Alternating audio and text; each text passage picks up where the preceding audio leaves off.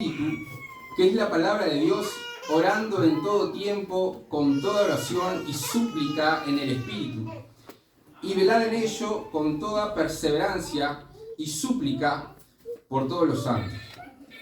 Pablo es una de las cartas que escribe desde la cárcel. Si usted es concurrente de los jueves, ha visto que incluso Pablo había llegado a visitar en su segundo o tercer viaje misionero a Éfeso, había convivido con ellos. Y esta es una carta que no trata problemas específicos como sí los hace otras cartas, que habla de los problemas de la iglesia y trata de solucionar cuestiones. Es una carta que habla de las grandes y maravillosas doctrinas del Evangelio. Habla sobre la vida práctica del cristiano, sobre la unidad en el cuerpo de Cristo. Y en este apartado, terminando la carta, lo que trata es de la guerra espiritual que se encuentra el creyente. Lo hace una metáfora o hace una analogía con ser un soldado en medio de esa guerra. No es la primera vez que hace alusión Pablo a la guerra en la epístola de esta guerra, pero sí que menciona en varios pasajes antes de esta tensión. Y vamos a analizar primero lo que es el enfrentamiento, esta batalla, esta guerra, en el versículo 12, porque comienza diciendo: porque no tenemos lucha contra sangre y carne. Hay dos cuestiones acá cuando nosotros nos paramos en esta frase. No tenemos lucha contra sangre y carne. La palabra lucha del original proviene de un combate cuerpo a cuerpo. La palabra en sí misma no refiere a algo simbólico. No es una lucha que es algo abstracto, algo a la distancia. Vieron muchas naciones como este mundo que está, que muchos se alinean sobre determinados bloques y hacen alianzas a nivel internacional, pero muchas veces no están en conflicto, simplemente toman posición en algún bando. Pero lo que Pablo describe y lo que hace alusión a esta palabra es a un combate cuerpo a cuerpo, algo real, algo que está sucediendo. No es algo simbólico. Y lo segundo que aclara, guiado por el Espíritu Santo, dice que no es lucha contra sangre y carne. Acá hay aclaraciones que a veces nosotros la tomamos por la ligera, pero esto es una aclaración que agrega información, como cuando, por ejemplo, uno... Y hago tipo de aclaraciones que nosotros no solemos hacer. Cuando pedimos un vaso de agua, generalmente no decimos que está compuesto de H2O, cosas así que no vienen al caso. Sino, por ejemplo, si pidiéramos un vaso de agua, diríamos no, que esté caliente para el termo, porque es agua para el termo. Entonces tiene toda la lógica hacer la aclaración. Y es una aclaración que agrega información, porque muchas veces nosotros a esta guerra, nosotros la combatimos con cuestiones humanas. Y es un enfrentamiento, es una guerra espiritual. Inclusive cuestiones que a veces yo suelo defender mucho, como una organización, una estructura, una metodología. A veces organizarnos y coordinarnos son muy necesarias, y cuestiones humanas que uno a veces trata de solucionar los conflictos de forma humana, y que esto trasciende lo humano, que es espiritual, con muchos frentes. Pero el principal frente que tiene esta guerra se encuentra en el corazón de cada uno de nosotros. Amén. En el corazón de cada uno de nosotros, el corazón del creyente. Yo no es por desanimarnos, pero sí para no considerar la situación a la ligera. Yo tomé varios pasajes de cómo es el enemigo de nuestras almas. El adversario está organizado. Si ustedes leen el pasaje, dice contra huestes, potestades, demandadas, gobernadores. Está organizado, tiene una potencialidad para destruir las vidas, una influencia en el sistema que nos rodea. No opera según la verdad, sus obras son engañosas, manipuladoras, están orientadas hacia el mal. No tiene códigos. hace todo lo posible para destruir. No es como que llega la persona y dice, no voy a tocar la debilidad de la persona, ¿no? Llega a la vida del corazón del creyente y no dice, no, acá me freno porque hasta ahí voy. No discriminan el blanco. Cualquiera de nosotros es un blanco potencial del enemigo para destruir. No es como dice, a los niños no. A los ancianos, no, aquella persona está vulnerable, no la voy a atacar. No opera de esa misma forma. Miren, ustedes mejor que yo saben que Cristo pasó por esta misma situación. Fue probado en esto. Y quiero que reflexiones conmigo en esta pregunta, si humanamente es posible combatir o siquiera resistir en esta guerra espiritual con nuestras fuerzas humanas. Humanamente. ¿Es posible dar esta batalla? ¿Es posible dar esta guerra?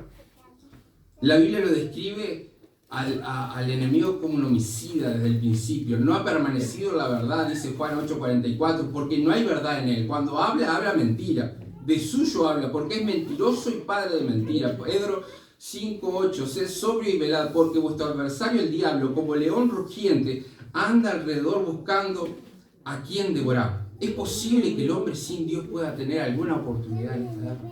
No.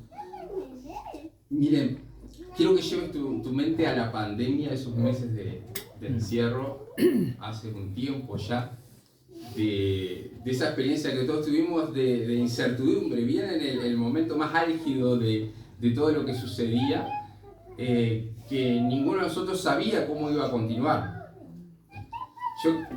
Muchas cosas nos enseñó la pandemia, pero una de las cosas más grandes es que el ser humano no tiene una respuesta para todo. Amén. No tiene capacidad de solucionarlo todo. Habían cosas que pasaban los límites de lo que humanamente nosotros podemos resolver. Y el ser humano en sí mismo no tiene nada que puede hacer frente al enemigo. Está en un desequilibrio humanamente con el adversario. Y esto explica en gran parte por qué todos los extremos de la sociedad están invadidos de ese sistema. Porque nosotros mismos no podemos, dice el versículo 10, por lo demás, hermanos míos, fortaleceos en el Señor. Amén. Y en el poder de su fuerza. Aleluya. La Nueva Versión Internacional dice, por último, fortalezcanse con el gran poder del Señor. Lo primero es una exhortación que deriva como conclusión de lo que viene exponiendo. Él dice por lo demás, o sea, como conclusión, fortaleceos en el Señor. No dice esfuérzate tú, atención al término, no dice esfuérzate tú en esta guerra, dice fortaleceos, fortalecete en el Señor. La Biblia no es ajeno a este término. Cuando a Josué o en muchos pasajes nosotros hemos visto que dice esfuérzate y sé valiente, esfuérzate, cuando estaba dando las batallas contra otras naciones. Pero es curioso, ¿no? Como acá no manda a esforzarse, sino a fortalecerse, y no en una fortaleza que es autónoma, sino que es derivada. La fuente de esa fortaleza no está en nosotros. Fortaleceos en Dios. Hay una palabra que acá que capaz que sí soy muy minucioso, pero en la frase, analizando la frase, fortaleceos en el Señor. El conector en da la sensación de que estamos dentro y no simplemente utilizando algo en la fortaleza. Estamos dentro en y no simplemente utilizando como podría ser con. Y lo voy a poner en perspectiva para poder visualizarlo. Una gran tormenta con lluvia recia, que tengamos que nosotros buscar refugio o salir y buscar una solución. La diferencia de con un paraguas es que utiliza uno el paraguas para protegerse, por ejemplo. Y la diferencia del conector en da la sensación que uno tiene que entrar en una casa, en un refugio, en una fortaleza. Está dentro de.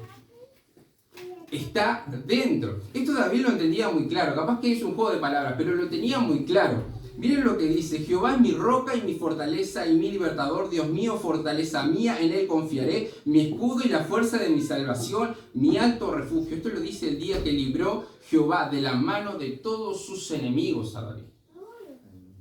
Él tiene un momento brillante, David, cuando él se levanta hasta la conquista, hasta llegar hasta el reino. Y ese momento, en cada uno de los pasos que él avanzaba, dependía de Dios completamente. Para cada uno de los pasos consultaba, se movía con prudencia, estaba fortalecido en. El pasaje tiene un objetivo. No solo nos dice que hay una batalla, una guerra espiritual, no solo nos habla de la necesidad de fortalecernos en Dios, sino que el objetivo del pasaje es que nosotros podamos permanecer firmes.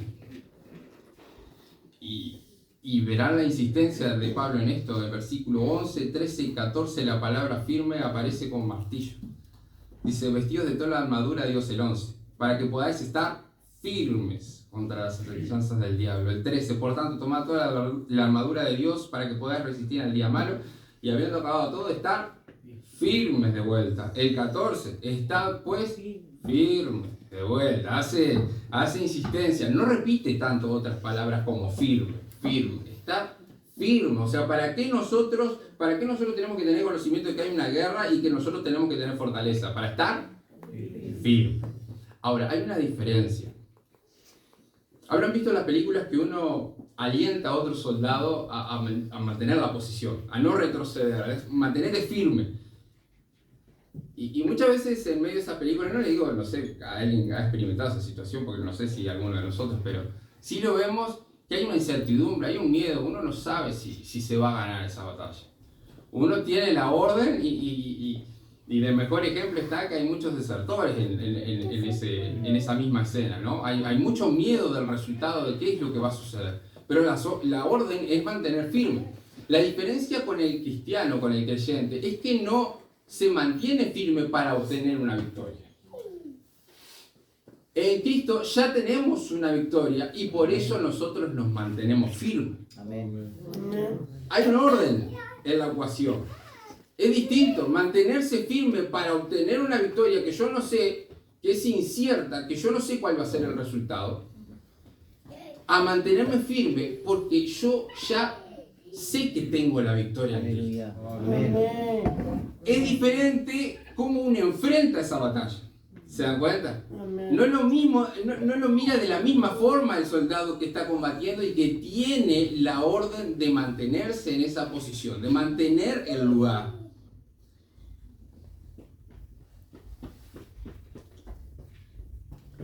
Y vamos a ver, para cerrar esto, y miren cómo se va describiendo el pasaje hasta ahora. El que nos envía a esta guerra, el que nos envía, nos fortalece. Aleluya. El que nos fortalece, también nos capacita por medio de la armadura, que ahora vamos a ver. Y el que nos capacita, nos da la victoria. Amén. Miremos la armadura, está del pasaje de 14 al 17, es muy extensa, no sé si lo vamos a terminar. Hay un clérigo ya en el siglo XVII que tenía un libro de más de 1000 páginas sobre estos versículos, y hay un pastor MacArthur que tiene un sermón por cada armadura. Es muy extenso de analizar, pero vamos a tomar algunas en orden de las que se va mencionando. Y vamos a entrar a la verdad, que está en el 14. Él dice: estad pues firmes, o sea, el objetivo del pasaje está firme. Ceñidos vuestros lomos con la verdad. Y hasta ahí. La verdad es el cinturón que mantiene todo unido. El cristiano debe vivir en integridad. Por supuesto que es la verdad de Cristo. Pero es esa coherencia en el cristiano entre lo que cree, dice y hace. ¿No? Cuando se mantiene todo unido es porque vos lo que estás creyendo lo estás diciendo, y lo que estás diciendo también tu vida lo respalda, porque estás en eso, lo haces. Es es una vida transparente, sin doble ánimo.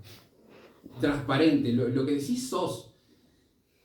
Es esa vida que tiene que tener el creyente, porque dice Juan 2:6, dice, el que dice que permanece en él, debe andar como él anduvo. Es ese comportamiento que debe reflejar el creyente. Vieron que cuando uno falta la verdad, y a veces por pasar de una situación, y a veces pasa muy rápido todo, pero por caer en una, a veces tenemos que ir anexando otra cosa que también no está tan bien, y nos vamos enredando. Me hace acordar esas caricaturas de la bola de nieve enorme, que lo va arrasando todo, se hace grande, grande, grande. ¿Saben por qué? Porque la verdad lo que nos da es seguridad. Se ha hablado mucho de la verdad, pero una de las cosas, de las sensaciones que uno siente con la verdad, es que uno queda tranquilo. Capaz que pueden venir consecuencias y vos decís, bueno, las afronto, pero vos no quedas seguro, vos no quedas tranquilo. No, dije la verdad, ¿no? Y yo mejor que, no sé si mejor que nadie, pero yo he experimentado eso en casa. Muchas veces se rompieron muchas cosas. Está bien que se rompan muchas cosas, pero cuando vos la rompiste ya cambia el planteo. De cosas chicas hasta cosas grandes. Cosas muy grandes. No, y uno sabe cómo viene la mano después de eso. Pero las consecuencias que se cosechan. Después cuando pasa el tiempo y uno mira con la distancia del tiempo, uno se siente tranquilo. No está bien, porque hay cosas que uno las deja pasar y a veces no se solucionan con el tiempo. Es que las cosas no se solucionan con el tiempo. Uno, cuanto mucho olvida, pero no se soluciona. ¿No? Y la verdad lo que hace eso es dar tranquilidad, dar seguridad. No, yo dije lo que tenía que decir. ¿Y qué otra verdad si no es la verdad de Cristo? Él dijo que Él es la verdad, es el camino, la verdad y la vida. Es la verdad. La misma armadura que me permite defenderme, la verdad, también es la espada que constituye la palabra de Dios. Vivir, dice Juan 8:31, si vosotros permanecéis en mi palabra, seréis verdaderamente mis discípulos y conoceréis la verdad y la verdad os hará libre. Vivir una vida conforme a la palabra de Dios nos hace libres de la esclavitud del pecado. Amén. Y nos abre la puerta a vivir una vida justa. Que esto de hecho, esa es la segunda arma, la segunda armadura. Y hay varios pasajes que hablan de la justicia de los hombres. En Noé, varón justo, era perfecto en sus generaciones, con Dios caminó Noé, de acuerdo a la verdad. Porque vivir en la verdad hace una vida justa. La justicia es lo que está correcto, lo que corresponde. Está pues firme, ceñidos vuestros lomos con la verdad, y está unido en el mismo versículo. Dice, y vestidos con la coraza de justicia. La coraza es esa armadura que a mí me permite defender muchos órganos vitales. La parte media que cubre el soldado y le permite mantenerse y defenderse. Es el testimonio del creyente que actúa según la rectitud, a lo que es debido. Dice Juan 3:7, hijos, nadie os engañe, el que hace justicia es justo como Él es justo. La justicia, a diferencia de la verdad, si vamos un poquito más, lo que le da al creyente es la autoridad. Si la verdad daba seguridad y tranquilidad, la justicia, vivir de acuerdo a la verdad de la palabra de Dios, nos da autoridad. Es muy difícil enseñar de asistir cuando uno no asiste. Es muy difícil de enseñar la puntualidad, por ejemplo, cuando uno no es puntual. Entonces, cuando uno tiene una vida recta, que hace lo debido, uno después puede enseñar eso, porque uno lo está practicando. ¿Se entiende? Dice Efesios 4:22, y renovados en el espíritu de vuestra mente y vestidos del nuevo hombre creado según Dios en la justicia y santidad de la verdad. La verdad y la justicia están muy emparentadas, porque vivir en la palabra de Dios, eso nos hace justo, y es una vida que vive de acuerdo a lo que es debido, que es lo que es correcto. Sin embargo, y hasta aquí me detengo, la justicia, porque ninguno de nosotros puede satisfacer plenamente la justicia de Dios. Amén. Ninguno de nosotros. Amén. Dice la Biblia que no hay ninguno solo justo. Amén. Así como menciona que varios hombres fueron justos porque anduvieron en Dios, dice que no hay ninguno. Aleluya. Por más esfuerzo humano. No quiero crear una falsa ilusión con esto, porque nuestra justicia es absolutamente insuficiente frente a la justicia de Dios. Aleluya. Que Cristo nos ha imputado la justicia divina. Es como que si en un banco el Padre nos mira a nosotros llenos de imperfecciones, llenos de errores, pero nosotros somos aceptables delante del Padre porque Cristo ocupa ese lugar. Aleluya. Entonces cada uno de nosotros puede quedar tranquilo. Entonces cada una vez que nosotros acudimos a Cristo sabemos que no es nuestra justicia la que nos justifica. Es la vida perfecta de Cristo, viviendo plenamente justo, que entregando su vida por todos es que nos ve aceptos delante del Padre. Podemos quedar tranquilos, porque quien se coloca en nuestro lugar, quien ocupa esa silla, es Cristo. Amén. Es algo asombroso porque Cristo no reviste una calidad diferente a nosotros en cuanto a la pena.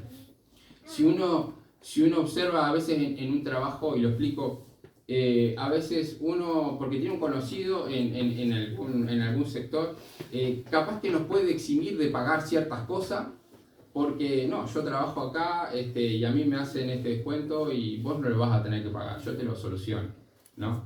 Y a veces alguien sale en nosotros, en el lugar nuestro, pero tiene una calidad diferente que nos hace eximir de ese pago. No es de lo que estamos hablando acá. Acá el pago se efectuó, alguien pagó. La pena se cumplió y satisfizo la justicia de Dios. Cristo no fue como que no pagó el precio que nosotros debíamos pagar. Lo que nosotros hoy gozamos es lo que Él hizo en la cruz en lugar nuestro. Y dice, la diferencia entre Cristo y nosotros es el que a pesar de recibir la condena, Él no la merecía. Dice, vivió la justicia que ninguno de nosotros pudimos y recibió la condena que todos nosotros merecíamos. Y esto tan simple y tan sencillo es el Evangelio, que es la tercera armadura, calzados del Evangelio de la paz, y el calzado los pies con el apresto del Evangelio de la paz. Alguien si ha practicado un deporte o los que practican fútbol saben la importancia de los championes, del calzado para mantenerse firme en la posición. De hecho, depende del terreno, el calzado que uno llega a utilizar. Amén. Pero sucede algo paradójico en el Evangelio, que es tan sencillo como cualquiera de nosotros pudiera entenderlo, hasta un niño. Hay un predicador, Robert Sproul, que lo compara con un niño que está a la costa, a la orilla, que puede jugar en el agua, que puede entender el Evangelio, pero también esa misma agua es tan amplia y tan profunda como para que un elefante se sumerja y pueda nadar en ella.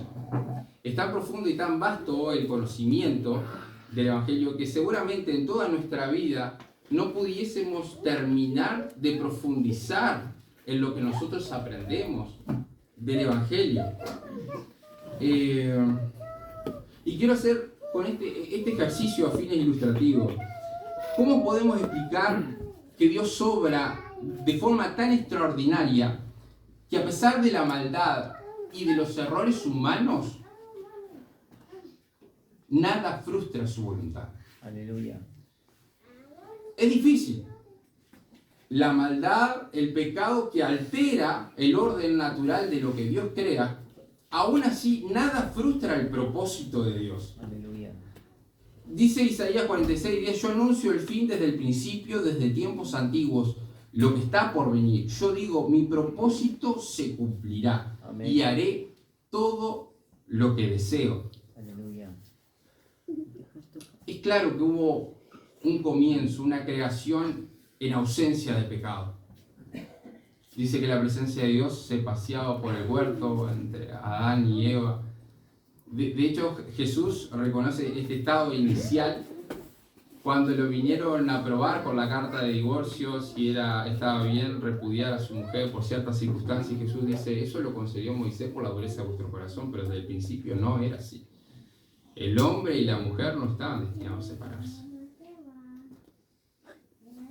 Y aunque el pecado de la muerte corrompe, nada frena la voluntad soberana. Imagínense, el máximo ejemplo nosotros lo vemos en Cristo. La sociedad del momento condenándolo, pecando contra él porque lo llevan a la cruz, y Cristo dice, Padre, perdónalo porque no saben lo que hacen. Y Satanás, yo no me imagino en eso, porque cumpliéndose todas las profecías, pero a ciencia cierta no lo sabía. Él pensaba que tenía la victoria hasta ese momento. Si el Mesías viene a liberarlos y está crucificado en la cruz. Y cómo Dios usa todo eso para darle vuelta a la situación. Fíjense que la cruz en donde crucificaban a Cristo por las Escrituras es maldición. Es maldición. Satanás tenía el respaldo de la Escritura para confiar, para estar tranquilo de que estaba ganando en ese momento. Es increíble.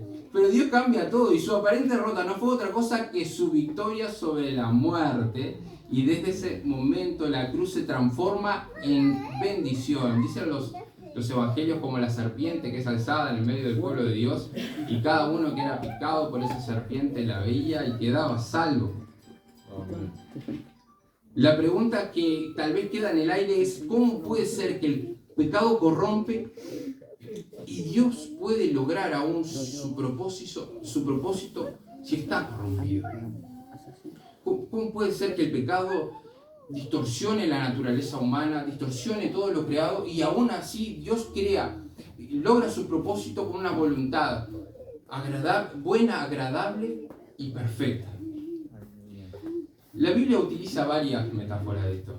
Utiliza al alfarero que hace y deshace con el barro que crea. Pero a mí me gusta ser que soy padre y en esta etapa verlo como un padre con respecto a un hijo. El padre que creó un juguete para su hijo y ese juguete se destruye.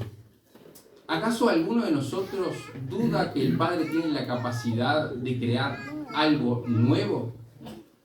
El mismo que creó lo inicial, ¿no puede hacer cosas nuevas? Aleluya. Y de hecho esto es lo que le explica a Nicodemo. Es necesario que nazcas de nuevo, dice 2 Corintios 5:17, de modo que si alguno está en Cristo, nueva criatura es. Las cosas viejas pasaron, he aquí, todas son hechas nuevas. Y en eso tenemos la garantía y la seguridad que Cristo nos da. Es que Él hace cosas nuevas. Aleluya. Y este es el Evangelio. Es la oportunidad de salvación porque tenemos un Dios que hace las cosas nuevas. Amén. Podríamos seguir toda la noche conversando. Quisiera orar con ustedes. Hay muchas más, pero por el tiempo. Pero yo quiero hacerte algunas preguntas para que tú te detengas a reflexionar conmigo. ¿Tú recuerdas todo lo que Dios ha hecho por ti? ¿Recuerdas dónde estabas cuando recibiste el Evangelio? ¿En qué posición? ¿Dónde estabas? ¿Estoy usando la armadura? ¿Estoy equipado con toda la armadura o hay cosas que he dejado de lado? Porque las cosas humanas muchas veces nos crean una falsa sensación de seguridad. Hay muchas veces que nosotros nos podemos sentir seguros, tranquilos, pero esas cosas están hoy, pero mañana no están, y están endeble y están débil.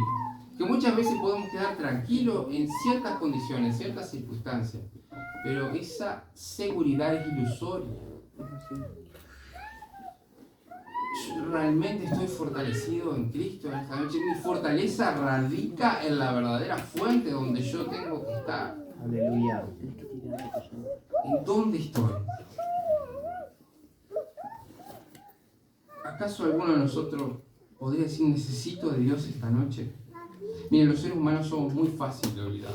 Puede ser que tú hayas experimentado a Dios de una manera inimaginable cuando hayas comenzado tus primeros pasos, pero hay un predicador que dice que nosotros debemos todos los días recordar el Evangelio, todos los días lo que Dios hizo. Él dice, es una de las mayores armaduras que nosotros tenemos, recordar lo que Dios hizo en medio de esa circunstancia en donde nos encontremos, por más difícil, más adverso que sea, recordar lo que Dios hizo por mí. Esa es una mejor armadura que yo puedo tener. Y quiero terminar con la fe. No nos da el tiempo, pero la fe es como si fuese en una tormenta.